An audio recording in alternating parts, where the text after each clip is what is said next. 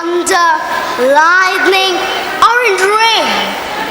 When the hurly-burly is done, when the battle is lost and won, then with the year, the set of the sun. Where the place? upon the heath, There to meet with Macbeth. I come, Green-Malkin, bitter pulse, Annan, fair as foul. foul as fair, hovered through the fog and filled the air.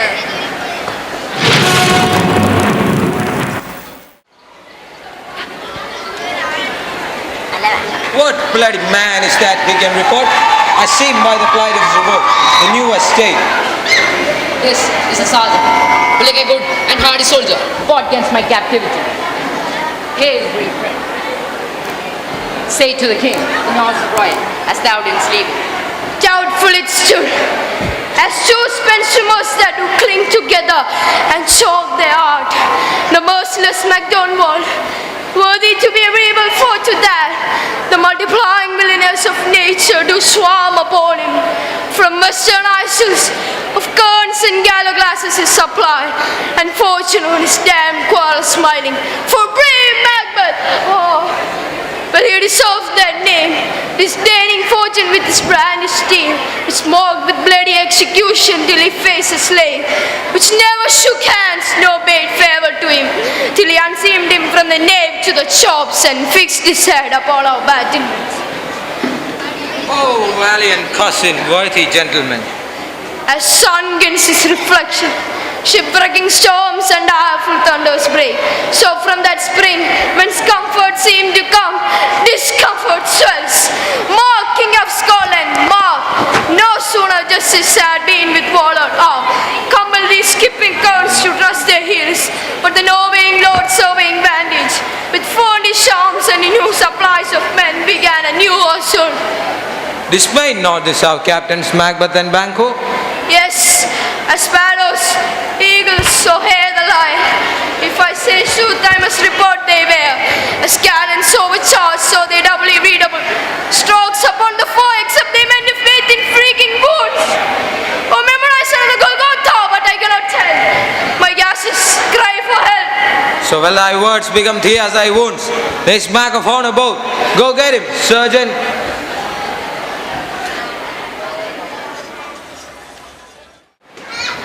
Where has thou been, sisters? killing swine, Sister, where thou? A sailor's wife had chestnuts in her lap, and munched and munched and munched, arroying thee, which, rumfed, renawing cried, her husband stood a leaper gone master. Oh, the tiger, but receive, I will thither sail, and like a rat without a tail, I will do, and I will do. I'll give thee a wind, Thou art kind, And I another. I myself have all the other, and the very parts they blow, all the quarters that they know. I, the shipman's card, drain him dry as hay. Sleep shall neither night nor day hang upon his pent house lid. He shall live in a man forbid, where we see nights 9 times 9. Shall he dwindle, peak and pine? Though his bark cannot be loosed, and it shall be tempest tossed. Look what I have. show me, Here I have a pilot's thumb wrecked as homeward he did come. A drum, Macbeth, the come. The wired sisters, hand in hand. horses of the sea and land, Hast to go about. Thrice to thine and thrice to mine. thrice again to make up 9. Peace the charm, Wunda.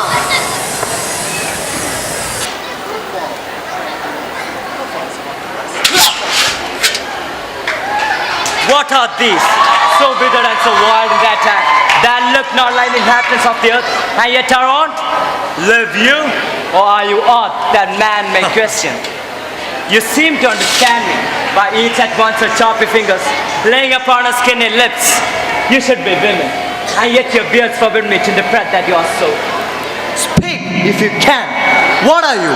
All hail Macbeth! Hail to thee, Thane of Glamis! All hail Macbeth! Hail to thee, Thane of Kottayam! All hail Macbeth! Thou shalt be king hereafter. Good sir, why do you start and seem to fear that things that do sound so fair? I, the name of truth, are ye fantastical, oh that indeed which outwardly ye show. My noble partner, you greet with present grace and great prediction of noble having and of royal hope, that it seems rapt to tell. To me you speak not. If you can look in the seeds of time and tell which seeds will grow and which will not, speak them to me who neither beg nor fear your favors nor your hate. Hail! Hail! Hail! Lesser than Macbeth and greater! Not so happy, yet much happier. Thou shalt get kings, though thou be not. So all hail Macbeth and Banquo. Banquo and Macbeth, all hail! Stay, you perfect speakers. Tell me more. By sinners that are now Thane of Glamis, but how of Kottayam? The Thane of Kottayam lives, a prosperous gentleman, and to be king stands not with the prospect of belief, no more than to be Kottayam. And say from whence you are the strange radiance, or why upon this heath you stop our path with such prophetic greeting. Speak, I charge you. The earth has bubbles as the water has, and these are of them. Whither are they vanished? Into the air, and what's incorporeal has melted into thin air as breath into wind. Would they have stayed? Were such things here as we do speak about, or have we taken on the insane route that takes risen prisoner? Your children shall be kings, You shall be king, and Thane of Kottayam too, why not so? to the self-same tune and words.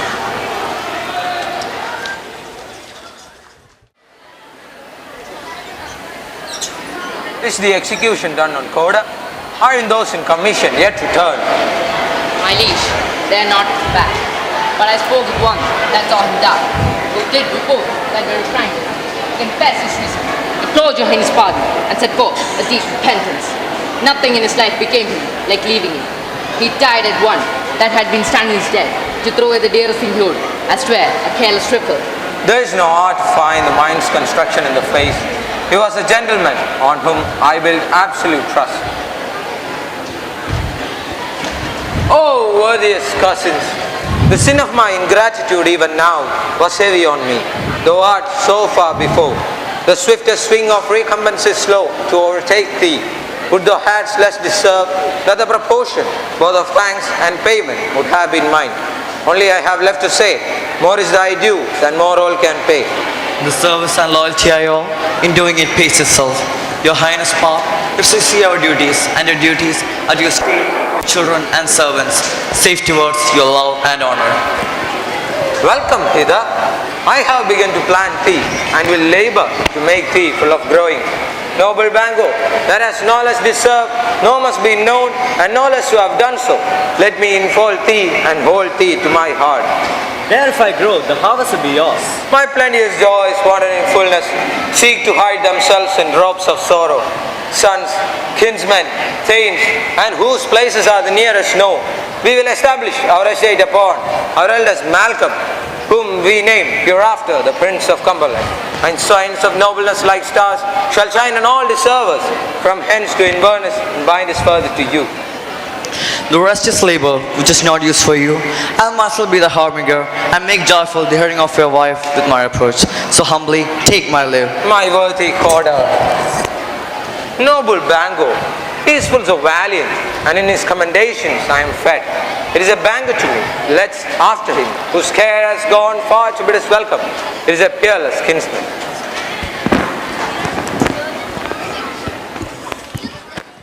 Nature.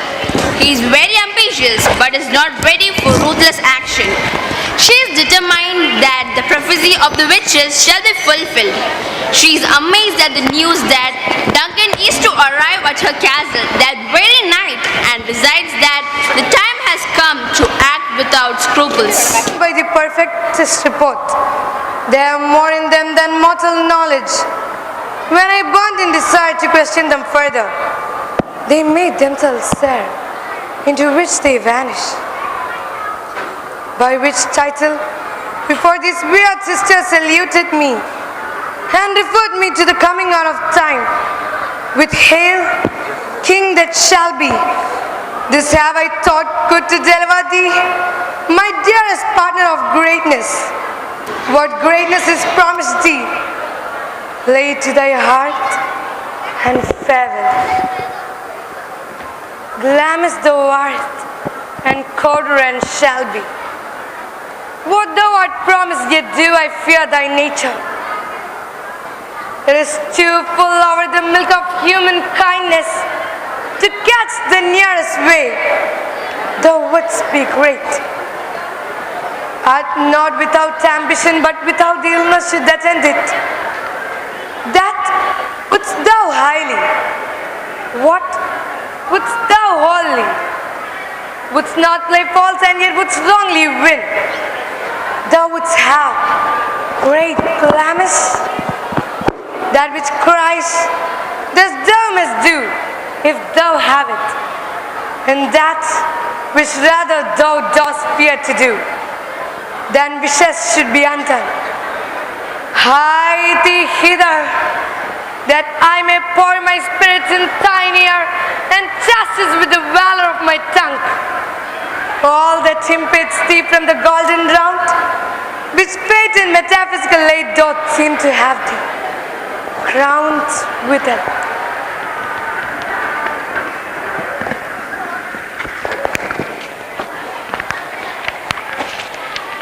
What is your tidings? The king comes here tonight. Thou art mad to say it. Is not thy master with him? Who were it so would have informed for preparation? So please, it's true. Our Thane is coming. One of my fellows at the speed of him, whose dead for bread had scarcely more that could make up his message. Give him tendings. He brings great news. The raven himself is hoarse, that cracks the fatal entrance of Duncan under my battlements. Come, you spirits that tend on mortal thoughts, unsex me here, and fill me from the crown to the toto full of tireless cruelty. Make thick my blood, access and passage to remorse, that no compunctious visitings of nature shake my fellow purpose, nor keep peace between the effect and it. Come to my women's breasts and take my milk for gall. You murdering ministers, wherever in your sightless substances you wait on nature's mischief, the white mad to say, come, take night and thee in the dullest smoke of hell, that my keen knife see not the wound it makes, nor heaven peep through the blanket of dark to cry, walls, walls. Great Glamis, worthy coder, greater than both by the all hail hereafter. Thy letters have transported me beyond the ignorant present, and I feel now the future in the instant. Maria's love, Duncan comes here tonight. And when goes hence? Tomorrow, as he purposes. Oh, never shall sun that morrow see your face, my Thane, is as a book where men may read strange matters. Too big will time look like the time. Bear welcome in your eye, your hands, your tongue, look like an innocent flower, but be the serpent under it. He that's coming must be provided for, and you shall put this night's great business under my dispatch, which shall to all our nights and days to come give solely sovereign sway and masterdom. We'll speak further. Only look up clear. To alter favor ever is to fear. Leave all the rest to me.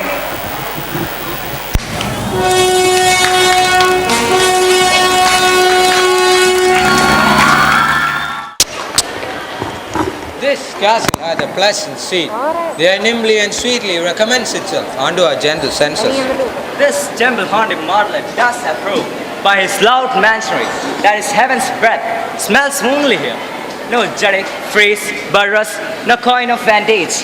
But this bird hath made his pendant bed and procreating cradle, where they most breed and haunt. I have observed the air is delicate.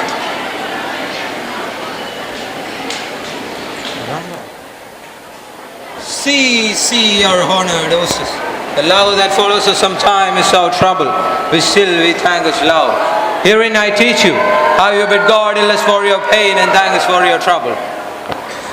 All our service in every point, twice done, and then double. We're poor and single business to contend, against those honors deep and broad, wherewith your majesty lots our house. For those of fault, and the late dignities heaped up to them, we rest your hermits. Where is the Thane of Koda? We cursed him at the hills under the purpose to be his purveyor. But he rides well, and his great love, sharp as his spur, hath holpen him to his home before us. Fair and noble hostess, we are your guests tonight.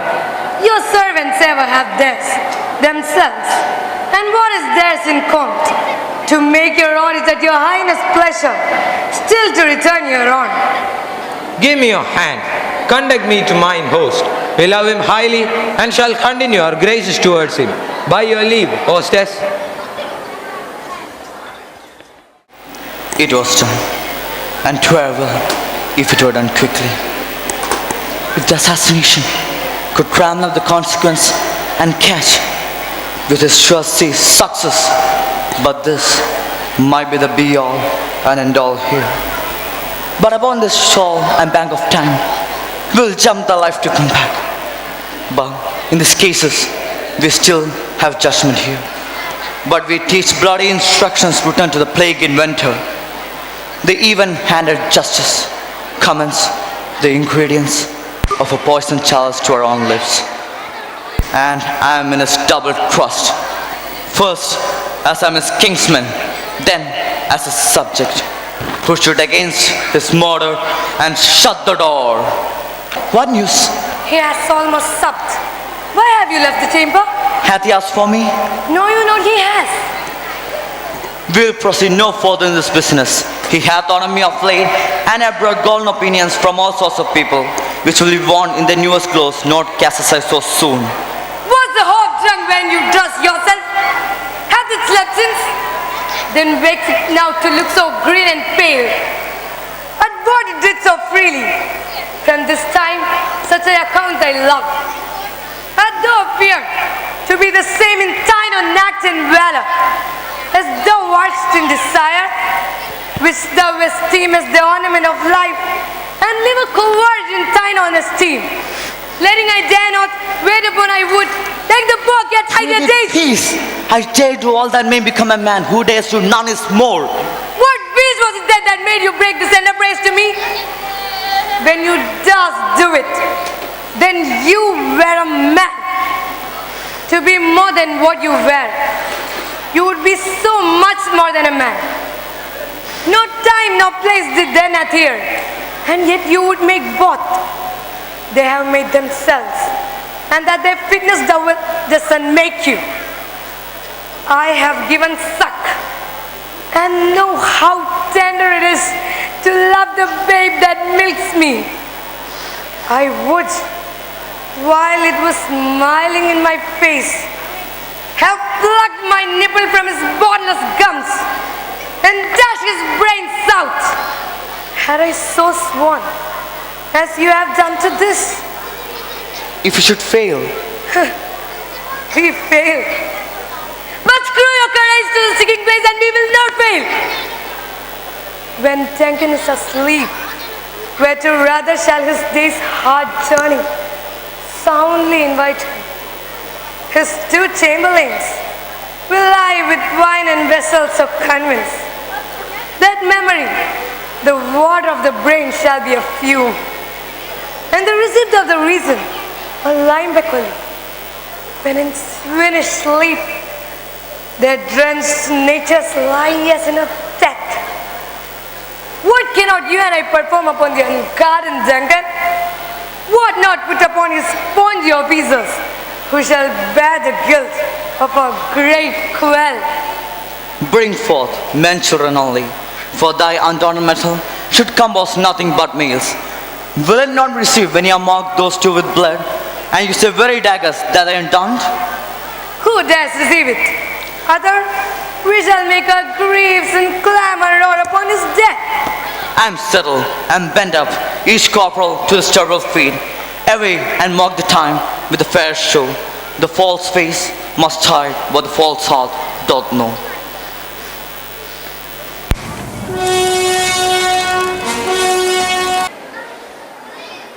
This is dagger which I see before me. The handle towards my hand. Come, let me clutch thee. I have thee not, and yet I thee still. Art thou fatal vision, as feeling sensible as your sight? Or a dagger of mind, a false creation, receiving the heart of her brain? I have thee not, and yet I thee still. Which now I draw. Thou marshaled me the way I was going, and such an instrument I was to use. More mine eyes are made the other senses, that you are so.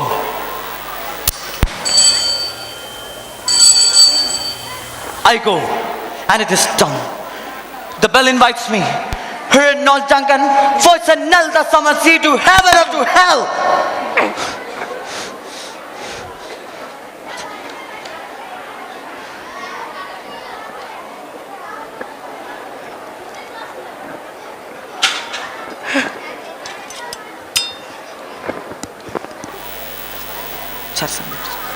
That which hath made them drunk hath made me bald.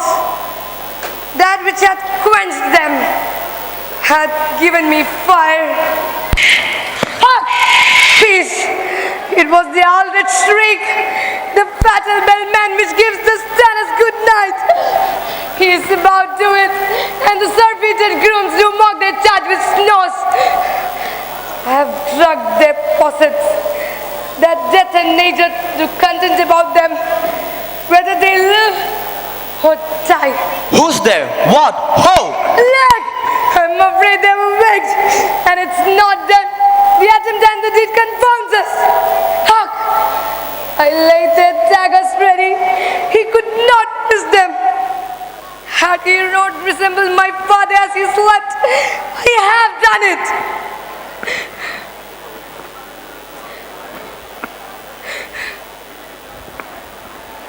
My husband. I have done the deed. Dost thou hear noise? I heard the owls scream and the crickets cry. Didn't you speak? When? No. I said, Cinder. Hey. Hard. Who lies I in the second chamber? Dinal Bing. This is a sorry sight. A foolish thought to say a sorry sight. There's one that laugh in one sleep, and one quiet murder that they did wake each other. I stood and heard them, but they did say the prayers and uttered some again to sleep. There are two lodged together. One quiet, God bless us, and amen the other, as they have seen me with his thanksman hands. Listening to their fear, I could not pronounce amen when I needed the most of the blessings. Consider it not so deeply. But wherefore could I not pronounce amen? I had most in need of the blessings, and amen stuck in my throat. These deeds must not be thought after these ways, and it will make us mad. Methought I heard a voice cry, sleep no more, Macbeth does murder sleep. The innocent sleep, sleep not as of the river sleep of care. Bear my hurt minds, great nature's second course, chief nurse in life's dreams. What do you mean? Still it cried, sleep no more to all the house. Glamis shall murder sleep, therefore Kottayam shall sleep no more. Macbeth shall sleep no more. Who was it that thus cried? Why, worthy Thane, you do unbend your noble strength to think so brain sickly of things. Go, get some water, and wash this filthy witness from your hand. Why have you bring these daggers from the place? They must lie there. Go, carry them, and smear the grooms with them. I'm afraid to look on what I'm done. Look on again. I dare not. Infirm of purpose! Give me the daggers! Ah! Ah! The sleeping and the dead are but as pictures. It's the eye of childhood that fears a painted devil. If he do bleed, I will gild his faces with them, for it must seem their guilt. Whence is a knocking? How is it me where every noise appalls me? What hands are there? How they pluck out mine eyes? With all great Neptunes, ocean's vastest blood clear from my hand. No, this hand will the multitudinous seas in Kottayam, making the green one red. My hands are of your color, but I shame to wear a hat so white. Hark! I hear a knocking at the south entry. We retire to our chamber. A little water clears off us this deed. How easy is it then? Your constancy has left you unattended. Hark! More knocking. Get on your nightgown. Lest occasion call us. Be not lost so poorly in your thoughts. To know my dear, best know myself. Wake Duncan with thy knocking. I could thou couldst.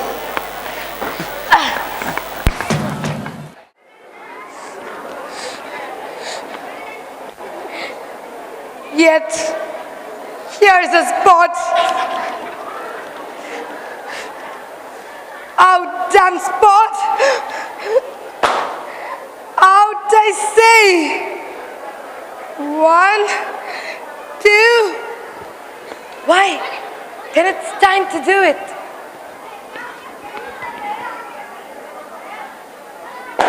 Hell is murky! Why, my lord? Why? A soldier and a fear. What need we fear whose knows it, when none can call up out to account? But who would have thought the old man to have had so much blood in him? The tale of what had a wife. And where is she now? What? Will these hands never be clean? No more over that, my lord. No more over that. You mar with this starting. Yet, here is the smell of the blood still. All the perfumes of Arabia cannot sweeten this little hand.